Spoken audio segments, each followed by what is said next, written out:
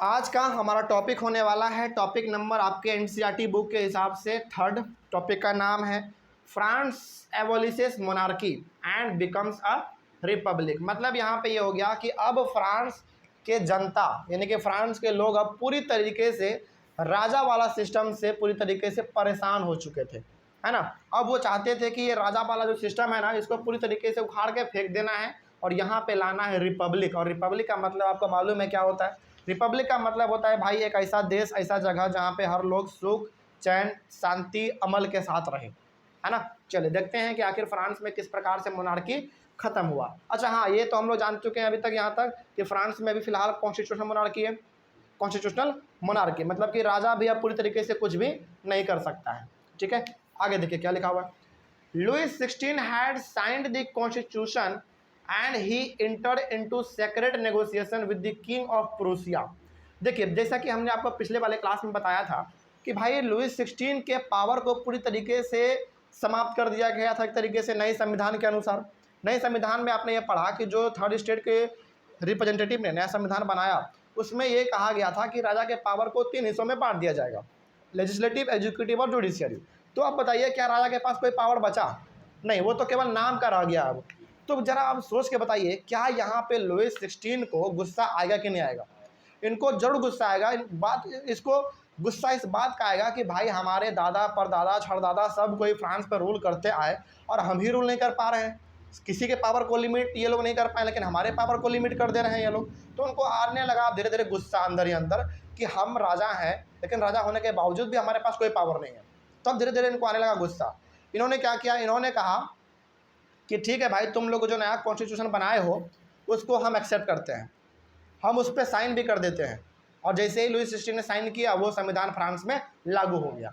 ठीक है, लेकिन समझिए अब ज़रा ध्यान से, यहाँ पे फ्रांस में एक नया मोड़ आने वाला है। मोड़ ये आता है कि लुइस 16 ने जो नया कॉन्स्टिट्यूशन बना था उसको इन्होंने परमिशन दे तो दिया, लेकिन ये चुपके से प्रुसिया का जो राजा था उससे जाके ये हाथ मिला लिया।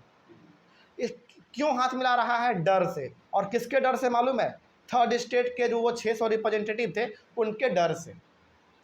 बात समझ में आ रही है? अब यहाँ पे जो है ना कहीं हम कह सकते हैं, यह चीज़ आपको आगे भी मिलेगा कि लुइस 16 जो है ना अब बदला लेना चाहता है। किससे बदला लेना चाहता है? थर्ड स्टेट के वो जो 600 रिप्रेजेंटेटिव थे जो नेशनल असेंबली अपने आप को घोषित किए थे, जिन्होंने नया संविधान बनाया, उनसे ये अब एक नया बदला लेना चाहते हैं। बदला इस बात का लेना चाहते हैं कि हम राजा थे तो राजा ही रहेंगे। अब यहाँ पे समझिएगा कि उन्होंने संविधान को परमिशन दे तो दिया, लेकिन चुपके से जाके ये हाथ मिला लिया प्रूसिया के राजा से। अब ये राजा के पास जाके क्या कहता है, समझिए ध्यान से।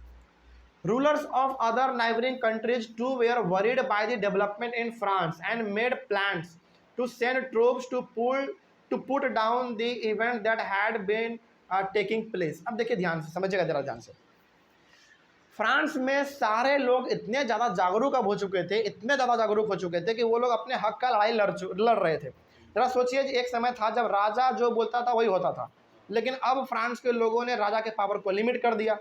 तो ये जो फ्रांस में घटना घट रहा था ना, ये बाकी बगल बगल वाला कंट्री भी देख रहा था। बगल बगल वाला कंट्री का जो राजा हुआ करता था, और उस समय पे तो पूरे देश में राजा महाराजा वाला ही सिस्टम चलता था। तो जो इवेंट फ्रांस में हो रहा था वो इवेंट बगल बगल वाली कंट्री में भी हो रहा था। तो वहाँ के राजा को भी डर लग रहा था कि कहीं ना कहीं ये लोग फ्रांस से इंस्पायर होके यहाँ पे हमारे पावर को भी ख़त्म ना कर दे। ये कौन सोच रहा था? अलग अलग कंट्री का राजा लोग सोच रहे थे। जिस प्रकार से हालत फ्रांस में बना, अलग अलग कंट्री का राजा सोच रहे थे कि जिस प्रकार से फ्रांस में वो हाल हुआ लुइस 16 का, यदि यहाँ के नागरिक भी जागरूक हो गए तो हमारे पावर को भी समाप्त कर देगा ये लोग। तो कहीं ना कहीं दूसरे कंट्री के राजा को भी अब फ्रांस में जो हो रहा था वो डर सता रहा था कि ये लोग कहीं यदि हमारे कंट्री में जागरूक हो गया तब तो हमको भी उठा के फेंक देगा सत्ता से। तो अब ये लोग पूरी तरीके से डर चुके थे कि भाई जो फ्रांस में हो रहा है ना उसको पहले दबाना पड़ेगा, क्योंकि यदि हम उसको दबा दिए तब तो बात ही आगे नहीं बढ़ेगा, है ना। अब देखिए दबाने के लिए वो लोग क्या प्लान बनाते हैं। दबाने के लिए वो लोग प्लान बनाते हैं कि फ्रांस में क्या भेजो, ट्रूप्स भेजो। ट्रूप्स मतलब हो गया पूरी तरीके से आर्मी अपना भेजो, और वहाँ पे जितने भी लोग पूरी तरीके से लुइस 16 के खिलाफ प्रोटेस्ट कर रहे हैं उनको दबाने का कोशिश करो। अच्छा, यहाँ पे ऐसा क्यों हो रहा है बताया?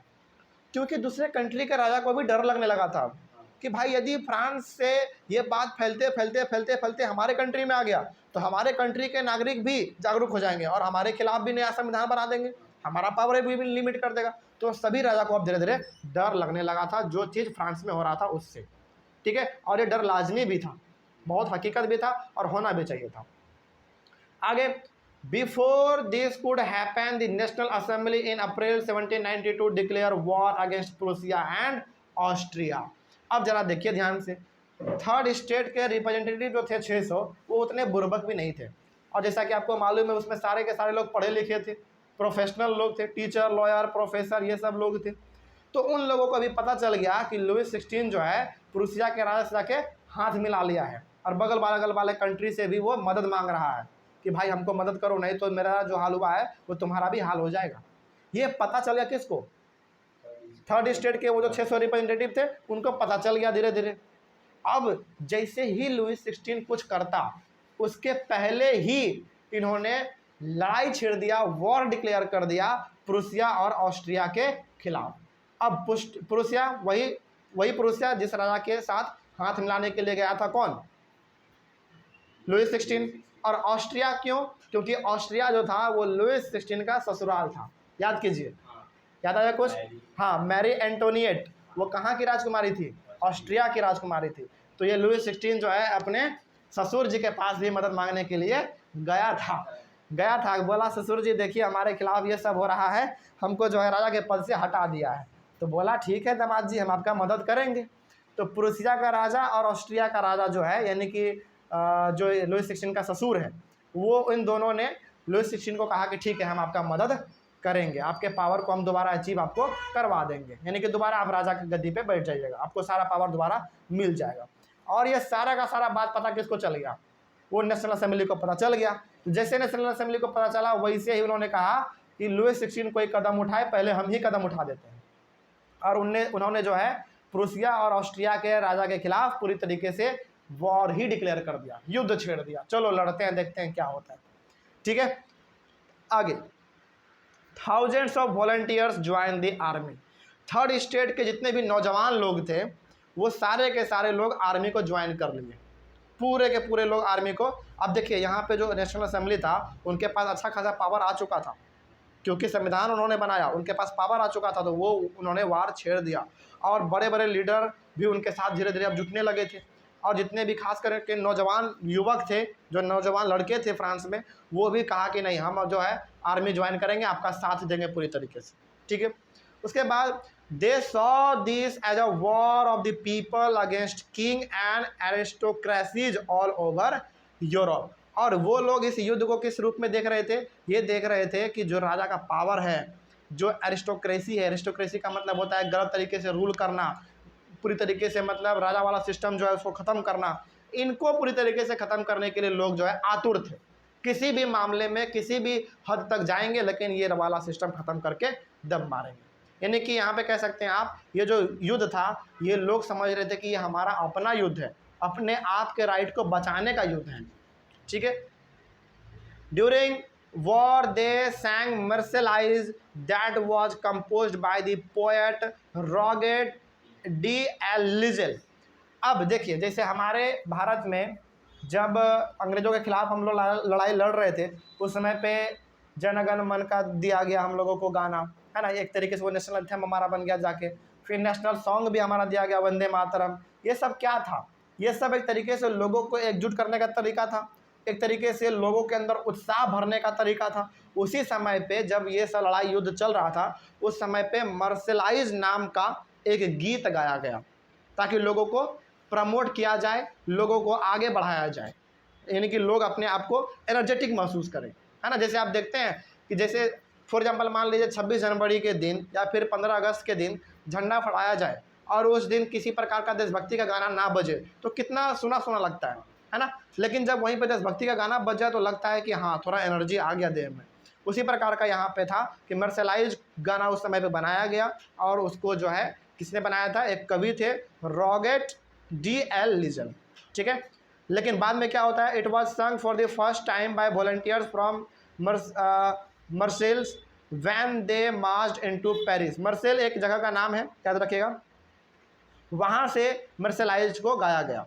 देखिए पहली बार मर्सेल एक जगह है, वहाँ पे इस गीत को गाया गया और मर्सेल के नाम से ही उस जो उन्होंने गाना गाया उसका नाम मर्सेलाइज पड़ गया। जगह के नाम से ही उसका नाम मर्सेलाइज रखा गया क्योंकि पहली बार मर्सेल में ही गाया गया था वो गाना। ठीक है, the Marseillaise is now the national anthem of France. और बाद में जाके उसी गीत को, उसी गाना को जाके फ्रांस में नेशनल एंथम को, यानी कि नेशनल एंथम का दर्जा उस गाना को मिल जाता है। ठीक है, कोई डाउट इसमें? आगे बढ़ते हैं फिर। तो यहाँ पे समझने वाली बात यह है कि जब युद्ध लड़ रहा था हमारा, यानी कि फ्रांस का लड़ाई जब ऑस्ट्रिया और प्रूसिया के राजा के खिलाफ चल रहा था तो उस समय पे मर्सेलाइज नाम का एक गीत गाया गया और वो मर्सेल जो जगह है वहाँ पे सबसे पहली बार गाया गया, इसीलिए उस गीत का भी नाम मर्सेलाइज रखा गया। ठीक है, और बाद में जाके वही मर्सेलाइज नेशनल एंथम भी फ्रांस का बना दिया गया। लोगों को लगा कि भाई अच्छा गीत है, हर लोग इसको जुबान पे याद रख रहे हैं तो इसी को नेशनल एंथम बना दूँ, अच्छा भी सुनने में लग रहा था तो नेशनल एंथम ही वो बन गया। उसके बाद the war brought losses and economic difficulties to the people. और जैसा कि हम आपको पहले वाले क्लास से बताते आ रहे हैं, कोई भी युद्ध लड़ना आसान बात नहीं होता है, उसमें पैसे के साथ साथ लोगों का भी नुकसान बहुत होता है। ठीक है, तो वही बात है भाई, प्रूसिया और ऑस्ट्रिया के खिलाफ जो फ्रांस लड़ाई लड़ रहा था, जो युद्ध लड़ रहा था, उसमें अच्छा लेवल पे जो है पैसे का लॉस हुआ। क्योंकि भाई युद्ध आप भाला तलवार के लेवल पे तो नहीं लड़ सकते हैं, आपको कुछ ना कुछ तो नया तरीका अपनाना पड़ेगा युद्ध को जीतने के लिए, तो उसमें अच्छा खासा पैसा खर्च करना पड़ा। एक तो ऐसे ही फ्रांस का कंडीशन खराब है, तिजोरी खाली था और यहाँ पे उनको युद्ध भी लड़ना पड़ गया। उसके बाद आगे क्या होता है देखिए, men were busy in war. जितने भी मैन थे, जो खास करके नौजवान लोग थे, वो सारे के सारे वॉर में बिजी थे। Women were left to perform the task of earning a living and looking after their families. पहला बात तो जितने भी मैन थे वो सारे के सारे युद्ध में थे। अब यहाँ पे घर परिवार को चलाने का, बच्चे को देखने का जो जिम्मेदारी था वो महिलाओं पे आ गया। ठीक है, अब महिला भाई घर परिवार को देखे या खेत करे, है ना, तो अब यहाँ पे एक नया समस्या भी आने वाला था। फिर देखिए क्या है, large sections of the population were convinced that the revolution had to be carried further because the constitution of 1791 gave political rights only to the richer sections of society। आगे चल के ये थर्ड स्टेट के लोगों को बताया गया कि ये जो युद्ध हम लोग लड़ रहे हैं इसको जारी रखो, अभी पूरा बड़े लेवल पे इसको लड़ो, क्योंकि कहीं ना कहीं जो है ना उन लोगों का ये मानना था कि संविधान में अभी भी जो अधिकतर सम्मान दिया गया है ना वो अमीर लोगों को ही दिया गया है। एक बात हम और बता देना चाहते हैं यहाँ पे, जो कि आपको आगे भी मिलेगा, संविधान में जरा सा भी जो राइट के बारे में बात है ना वो महिलाओं के ऊपर नहीं हुआ था। ठीक है, इस बात को आप याद रखिएगा, महिलाओं के बारे में कहीं पे भी संविधान में उतना जिक्र नहीं हुआ था। महिलाओं को वोटिंग राइट का भी अधिकार नहीं था। ठीक है, तो इनको अभी भी थर्ड स्टेट के लोगों को लग रहा था कि जो नियम कानून बनाया गया है वो हर लोगों को ध्यान में रख के नहीं बनाया गया है, नहीं लिखा गया है संविधान को, तो ये युद्ध अभी भी जारी रखो। ठीक है, पहले प्रूसिया और ऑस्ट्रिया से लड़ लेते हैं, उसके बाद फिर अपने संविधान को सुधार करेंगे। उसके बाद political clubs became an important centre for people who wish to discuss government policies and plan their own forms of action.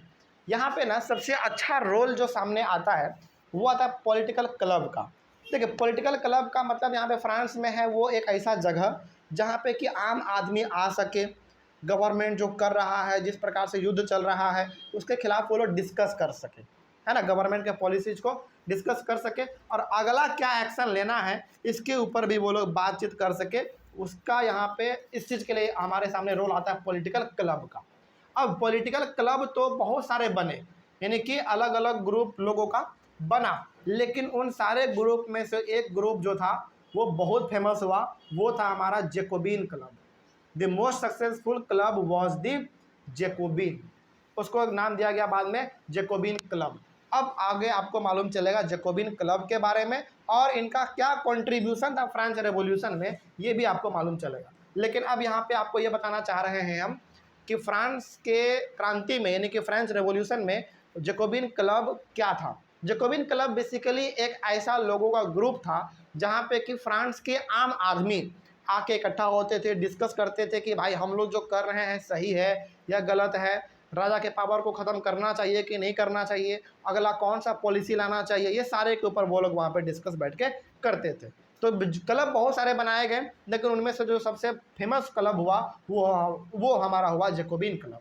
ठीक है, तो अब थोड़ा सा हम लोग बात कर लेते हैं जैकोबिन क्लब के बारे में। जैकोबिन क्लब के बारे में हमने यहाँ पे अलग से लिख दिया है टॉपिक बना के, क्योंकि जैकोबिन क्लब के बारे में लगातार कुछ सालों से पूछा जा रहा है, और ये आपसे भी पूछ सकता है कि what is the contribution of Jacobin club in French revolution, तो आपको बताना पड़ेगा। देखिए लिखा हुआ है, the Jacobin club was the most successful club of that time. उस समय पे क्लब तो बहुत सारे बनाए गए लोगों को इकट्ठा करने के लिए, लेकिन जैकोबिन क्लब जो नाम था वो सबसे आगे बढ़ा और वो सबसे सक्सेसफुल क्लब था, यानी कि उसमें लोगों का भीड़ हमेशा लगा रहा था। Jacobin got its name for the former convent of Saint Jacob in Paris, मतलब कि तरीके से कह सकते हैं from the former convent of Saint Jacob in Paris, यानी कि ये जो आप जैकोबिन नाम देख रहे हैं, ये जैकोबिन एक तरीके से एक आदमी के नाम पे रखा गया था। मतलब कि जैसे हम लोग देखते हैं ना कि किसी आदमी का नाम बहुत फेमस है, वो बहुत महान आदमी है, तो उसी के नाम पे किसी जगह का नाम रख देता है ना, उसी तरीके से। तो संत जैकोब एक तरीके से वहाँ पे कॉन्वेंट था। कॉन्वेंट का मतलब समझते हैं क्या होता है? कॉन्वेंट का मतलब एक जगह जहाँ पे कि लोग आके मीटिंग वूटिंग कर सकें। ठीक है, उस जगह के नाम से ही ये जैकोबिन क्लब फेमस हो गया, जैकोबिन क्लब इसका नाम रखा दिया। उसके बाद the members of the Jacobin club were mainly belong to the less prosperous sections of the society. तो जैकोबिन क्लब में वो सारे लोग आके बातचीत करते थे जो कि थोड़ा लेस प्रॉस्पेरस थे। लेस प्रॉस्पेरस का मतलब यहाँ पे ये है कि जो आम किसान थे, लेबर थे, मजदूर थे, वो लोग। ठीक है, लेकिन जो थोड़ा पढ़े लिखे इंसान थे वो तो नेशनल असेंबली का मेंबर ऑलरेडी पहले बन चुके हैं, है ना। आगे they include small shopkeepers, artisans, shoe makers, pastry book कुक्स, watch makers, printers, servants and daily veg labourers. मतलब कि जैकोबिन क्लब में वो आम आदमी थे जो कि अपना डेली का मेहनत करके खाना पीना अपना घर परिवार चलाते हैं, वो सारे लोग थे। Their leader was Maximilian Robespierre. ये नाम आप याद कर लीजिए, क्योंकि आगे चल के आपको कुछ समय तक लगातार ये नाम मिलने वाला है, मैक्सिमिलियन रॉबिस्पियर। इन जैकोबिन क्लब को जो लीड कर रहे थे, जो इनको आगे बढ़ा के लेके जा रहे थे, जो उनका लीडर था वो था हमारा मैक्सिमिलियन रॉबिस्पियर, जैकोबिन क्लब का लीडर। वही बताते थे कि अगला हमारा कदम क्या होगा। आगे a large member of the Jacobian decided to start wearing long striped trousers similar to those worn by dock workers because they set themselves apart from the fashionable sections of society, especially nobles who wore knee breeches। अब देखिए, Jacobian club के जितने भी सारे लोग थे, उन सभी लोगों ने डिसाइड किया कि अब जो है ना हम लोग स्ट्रिप्ड ट्राउज़र पहनेंगे। स्ट्रिप्ड ट्राउज़र का मतलब होता है कि एक लंबा सा ट्राउज़र होगा, उसमें ना एक तरीके से अलग अलग प्रकार का, अलग अलग नहीं बेसिकली 2-3 प्रकार का रंग उसमें मिक्स होगा, सीधा सीधा लंबा लंबा। उसका डायग्राम आप देखिए फिगर 9 पेज नंबर 14 में। स्ट्रिप्ड ट्राउज़र का मतलब समझ में आ गया। पहला बात तो ट्राउज़र होगा, दूसरा बात उसमें जो है ना ऊपर से नीचे लाइन खिंचा हुआ रहेगा, स्ट्रिप्ड ट्राउज़र। और ये स्ट्रिप्ड ट्राउज़र उसी प्रकार का दिखता था जिस प्रकार का डॉक वर्कर पहना करते थे। और डॉक वर्कर का मतलब होता है वो आदमी जो कि बड़े बड़े जहाज़ों पे काम करते हैं, सामान लोड करना, उतारना, चढ़ाना, वो लोग। अच्छा, यहाँ पे ना ये लोग दिखाना क्या चाहते थे? ये लोग जैकोबिन क्लब वाले लोग इस प्रकार का कपड़ा पहन के, और एक आदमी नहीं बल्कि हर एक आदमी उसी प्रकार का कपड़ा पहनता था, ये दिखाना चाहते थे ये दिखाना चाहते थे कि हम फ्रांस में फैशनेबल सोसाइटी से अलग हैं। मतलब कि ये जो फ्रांस हमारा एक तरीके से मॉडर्न है, अलग अलग प्रकार का कपड़ा पहन रहा है, उससे हम अलग हैं, वो साबित करना चाहते थे। Because they set themselves apart from the fashionable sections of society, specially nobles who वोर नी ब्रीचेज। और जो समय पे नोबल लोग थे, जो बड़े लोग थे, जो राजा महाराजा हुआ करते थे, वो नी ब्रीचेज पहनते थे। नी ब्रीचेज का मतलब होता है, जैसे आप देखे होंगे कि एक जूता, ऐसा एक जूता आता है जो कि थोड़ा सा उठा हुआ रहता है और वो घुटना तक रहता है ना, वो लोग पहनते थे। कौन? बड़े बड़े राजा लोग। पहनने का ये लोग भी पहन सकते थे, लेकिन ये लोग क्या चाहते हैं? ये लोग चाहते हैं कि हम अपने फैशन को ज़्यादा फॉलो ना करें, हम लोग जैसे थे पहले वैसा ही कपड़ा पहने, यानी कि ये लोग अपने आप को उतना बदलना नहीं चाहते हैं, बड़ा सिंपल रह के फ्रांस को बदलना चाहते हैं। ठीक है, तो नी ब्रिजेस का मतलब ये होता है। उसके बाद the Jacobin came to be known as the sans culottes meaning those without knee breeches. आगे चल के इसी जैकोबिन क्लब का जो नाम था वो बदल के, यानी कि आप कह सकते हैं कि जैकोबिन क्लब को दूसरे नाम से भी जाना जाता था, वो नाम था हमारा सैंस क्लूटोज। याद रखिएगा, आपसे पूछा जाएगा कि जैकोबिन क्लब को और किस नाम से जाना जाता था, तो नाम है सैंस क्लूटोज। इसका मतलब होता है विदाउट नी ब्रिजेज, मतलब कि वो सारे लोग जो कि नी ब्रिजेज नहीं पहनते हैं। नी ब्रिजेज का मतलब वही घुटना भर का जो जूता होता है, उस प्रकार का जो कपड़ा होता है, वो लोग नहीं पहनते हैं। ये बताना चाहता था कि जैकोबिन क्लब का ये दूसरा नाम है। कोई डाउट इसमें? आगे, तो जैकोबिन क्लब में जितने भी लोग थे वो सभी के सभी एक ही प्रकार का कपड़ा पहनते थे, और जैकोबिन क्लब को और किस नाम से जाना गया? सैंस क्लूटोज। सैंस क्लूटोज का मतलब क्या होता है? वो सारे लोग जो कि नी ब्रिजेज नहीं पहनते थे। और क्या जैकोबिन क्लब वाले लोग नी ब्रिजेज पहनते थे? नहीं पहनते थे, वो तो सिंपली स्ट्रिप्ड ट्राउजर पहनते थे। ठीक है, आगे, sans culottes men also wore the red cap that symbolized liberty. अब यहाँ पे सैंस क्लूटोज कहा दिया, इसका मतलब जैकोबिन क्लब। तो जैकोबिन क्लब के सारे लोग रेड कैप पहनते थे, और रेड कैप किस चीज़ के लिए था? लिबर्टी, फ्रीडम के लिए था, यानी कि आज़ादी के लिए था। ठीक है, वोमेन वे are not allowed to do so. अब जरा देखिए, यहाँ पे भी महिलाओं को पूरा अधिकार नहीं था, जैकोबिन क्लब में भी महिलाओं को अधिकार नहीं था। एक बात ना, हम आपको पूरे फ्रेंच रेवोल्यूशन का निचोड़ बताते हैं। फ्रेंच रेवोल्यूशन जब हुआ तो अलग अलग प्रकार के राइट्स को उठाया गया। ठीक है, अलग अलग प्रकार के नियम कानून राइट संविधान में लिखे गए, लेकिन एक जो नियम कानून नहीं लिखा गया, जिनके बारे में बात नहीं किया गया कभी, वो था महिलाएं। उनके बारे में फ्रांस में कभी बात नहीं हुआ। हाँ, बात हुआ बहुत बाद में जाके, है ना। वोटिंग राइट जो है ना, फ्रांस में महिलाओं को बहुत समय बाद मिला है, बहुत समय बाद, ये आपको आगे मिलेगा।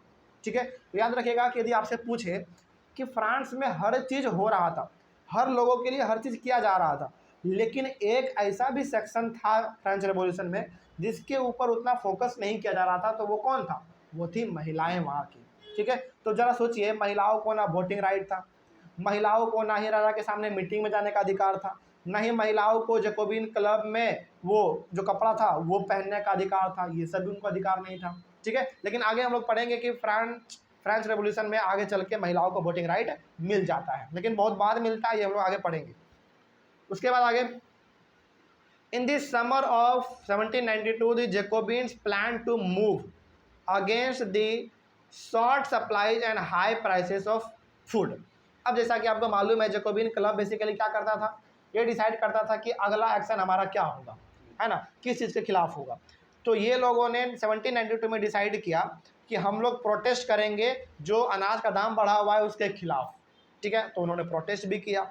उसके बाद on the morning of 10 August 1792 they attack the palace of the Tuileries, massacred the king's guard and held the king himself for several hours. अब देखिए, यहाँ पे समझिए ध्यान से, ये बात हो रहा है 10 अगस्त 1792 को, 10 अगस्त 1792 का ये बात हो रहा है। यहाँ पे ये लोग क्या करते हैं? पैलेस ऑफ द ट्यूलरीज, यानी कि एक तरीके से आप कह सकते हैं ये बहुत भव्य महल रहा होगा। अच्छा, एक होता है प्लेस, एक होता है पैलेस। पैलेस का मतलब क्या होता है? महल, या फिर वो जगह जहाँ पे कि शानदार शानदार बिल्डिंग होते हैं। तो वहाँ पे इन लोगों ने हमला किया, एक तरीके से कह सकते हैं कि उस महल का नाम था ट्यूलरीज। ठीक है, तो वहाँ पे उन लोगों ने हमला किया और वहाँ के जो राजा थे उनके गार्ड को मार दिया गया। ठीक है, अब देखो, अब राजा के गार्ड को मार दिया गया, इसका मतलब कहीं ना कहीं हम कह सकते हैं कि राजा का अब कोई वैल्यू नहीं रह गया था फ्रांस में, है ना। लेकिन जब तक राजा का पावर था उस समय तक तो उसको कोई छू भी नहीं सकता था, है ना। तो यहाँ पे ट्यूलरीज में राजा के गार्ड को मार दिया जा रहा है, और यहाँ पे लोग जो है कुछ घंटों के लिए अपने आप को राजा साबित कर देता है कि कुछ समय के लिए हम ही जो हैं राजा हैं। ठीक है, तो ये सारा का सारा बात हो गया हमारा जैकोबिन क्लब के बारे में। तो जैकोबिन क्लब के बारे में पूछे तो आप यहाँ तक लिख दीजिएगा। आगे आते हैं हम लोग अपने टॉपिक पे। Later the assembly imprison the royal family. आगे चल के धीरे धीरे जो हमारा नेशनल असेंबली था, जिसमें कि 600 हमारे रिप्रेजेंटेटिव थे फ्रांस के, वो एक एक करके रॉयल फैमिली को जेल में डालना शुरू करने लगे। मतलब कि जो राजा थे, राजा के जो रिश्तेदार थे, उनका चाचा भतीजा मामा मामी जो भी उनका था, उनको एक एक करके वो लोग जेल में पकड़ पकड़ के ठूसने लगे, जेल में डालने लगे। आगे, elections were held from now all men of 21 years and above regardless of wealth got the right to vote. अब यहाँ पे नेशनल असेंबली के सारे रिप्रेजेंटेटिव ये कहते हैं कि अब एक नया सिस्टम, यानी कि एक नया इलेक्शन करवाओ, और ये जो इलेक्शन होगा ना, इसमें पुराना सिस्टम नहीं चलेगा, इसमें नया वाला सिस्टम चलेगा। और नया सिस्टम में ये रहेगा कि जितने भी मेन हैं, बस शर्त यह है कि उनका उम्र 21 साल या फिर 21 साल से ऊपर होना चाहिए, वो सारे के सारे लोग अब वोट दे पाएंगे। लेकिन पहले क्या नियम था? एक्टिव पैसिव वाला सिटीजन वाला नियम था। पहले लोग, पहला बात तो वो मेन होना चाहिए, 25 साल से ऊपर होना चाहिए, और वो 3 दिन का अपना किराया पे करता हो, वही लोग वोट दे सकते थे। लेकिन अब यहाँ पे वोटिंग का सिस्टम इन लोगों ने बदल दिया। इन्होंने कहा कि अब जो है वोटिंग वो सारे के सारे मेन दे सकते हैं जिनका उम्र 21 साल से ऊपर है या फिर 21 साल हो चुका है। ठीक है, उनके पास धन संपत्ति कितना है उससे कोई मतलब नहीं है। लेकिन अभी भी याद रखिए, अभी भी यहाँ पे महिलाओं का बात नहीं किया गया है ना। यानी कि थर्ड स्टेट के जो नेशनल असेंबली थे, उन्होंने भी अभी तक महिलाओं के बारे में बात नहीं किया है। तो कहीं ना कहीं हम लोग कह सकते हैं कि राजा के साथ साथ नेशनल असेंबली भी महिलाओं के भलाई के बारे में उतना नहीं सोचता था, महिलाओं को लोग उतना रिस्पेक्ट ही नहीं देता था उस समय पे। लेकिन बाद में हम लोग पढ़ेंगे कि महिलाओं को वोटिंग राइट मिलता है। आगे बढ़ते हैं फिर। The newly elected assembly was called the convention. अब यहाँ पे जो इलेक्शन हुआ, जो नए नए लीडर चुन के आए, उसको क्या कहा गया? कन्वेंशन कहा गया। यानी कि जितने भी सारे लोग इकट्ठा हुए, नया चुना हुआ लीडर, उनको एक साथ कन्वेंशन कह दिया गया। पहले इसी को किस नाम से जाना जाता था? नेशनल असेंबली के नाम से जाना जाता था, क्योंकि सारे लोगों का इकट्ठा, यानी कि लीडर का ग्रुप हुआ करता था। अब उसी का नाम इन्होंने दे दिया कन्वेंशन। तो आपको पूछा जाएगा कि पहले जो नेशनल असेंबली हम लोग जानते थे, उसको बाद में किस नाम से जाना लगा? कन्वेंशन। और वो कन्वेंशन में कौन लोग थे? वही लोग थे जो कि दोबारा इलेक्शन होने पे जीत के आए हुए लीडर थे। ठीक है। On 21 September 1792 it abolished the monarchy and declared France a republic. यही बात हो गया हमारा सबसे इंपॉर्टेंट। याद रख लीजिए इस डेट को, ये डेट पूछेगा आपसे। 21 सितंबर 1792 को कन्वेंशन ने, यानी कि उस कन्वेंशन में जितने भी चुने हुए लीडर थे, उन सभी ने मिल के, उसमें अधिकतर लीडर किसके थे? थर्ड स्टेट के। ठीक ना, उन सभी ने मिल के मोनार्की वाले सिस्टम को पूरी तरीके से ख़त्म कर दिया और वहाँ पे फ्रांस में उसी दिन से रिपब्लिक आ गया, यानी कि तरीके से आप कह सकते हैं डेमोक्रेसी आ गया। ठीक है, कोई समस्या है इसमें? अब तो 21 सितंबर 1792 ये डेट आप याद रख लीजिएगा। A republic is a form of government where the people elect the government including the head of the government। तो रिपब्लिक में क्या होता है भाई?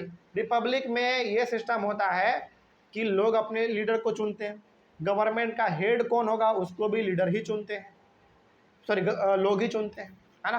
तो एक तरीके से आप कह सकते हैं कि डेमोक्रेसी की ओर धीरे धीरे फ्रांस आगे बढ़ रहा था। ठीक है। उसके बाद there is no hereditary monarchy. यहाँ पे अब किसी भी प्रकार का हेरिडेटरी मोनार्की नहीं चलता था। हेरिडेटरी मोनार्की का मतलब होता है कि राजा का बेटा ही राजा बनता चला जाएगा, इस प्रकार का सिस्टम। क्या आप उस प्रकार का सिस्टम है यहाँ पे? नहीं, मोनार्की को ही खत्म कर दिया तो वो सिस्टम अब कहाँ से चलेगा? उसके बाद Louis 16 was sentenced to death by a court on the charge of treason. ये बहुत बड़ा पॉइंट है, इसको आप समझिए जरा ध्यान से। लुई 16 को कोर्ट के द्वारा, समझिए ध्यान से, जो आदमी पूरा का पूरा फ्रांस चलाता था इस समय पे, उनको ही सजा सुना दिया गया, फांसी का सजा सुनाया गया उनको कोर्ट के द्वारा। इसका मतलब ये कह सकते हैं हम कि अब कोर्ट का पावर अलग था, यानी कि लेजिस्लेचर का पावर अलग था, जुडिशरी का पावर अलग था और एग्जीक्यूटिव का पावर अलग था। तो लुई 16 को ट्रेजन का मतलब मालूम है क्या होता है? ट्रेजन का मतलब होता है देशद्रोह, यानी कि अपने देश से गद्दारी करना, है ना।